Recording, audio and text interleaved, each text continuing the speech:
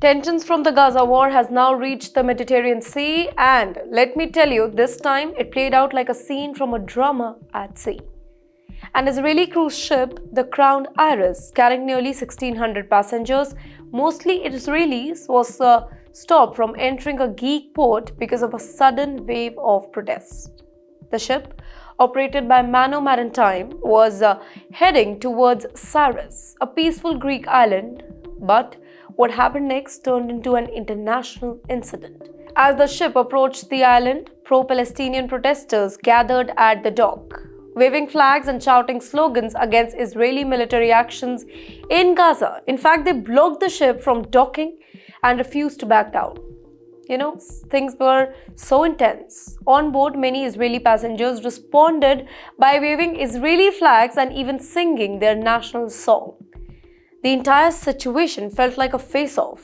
On one side, it was the protesters shouting about Gaza war, and on the other hand, there were Israeli tourists defending their own country. The standoff left the cruise ship stranded at the sea, just really unsure what to do next.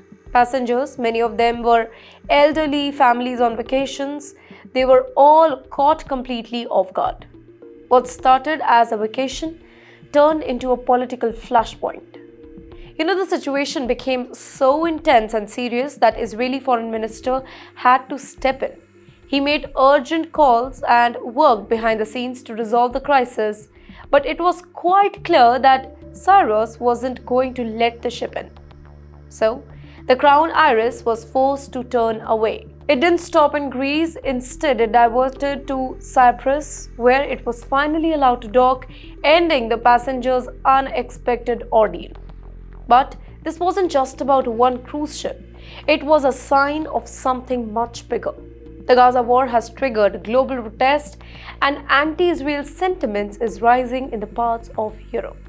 From college campuses in the US to the ports of Greece, ordinary Israelis are now feeling the heat of their government's actions abroad. Even the tourists are being caught in the backflash. Now for Israel, this is the wake-up call.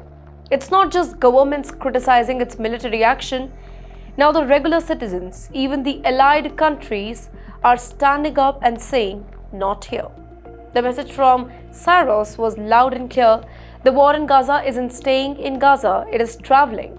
It is traveling on land, online, and now even at the sea.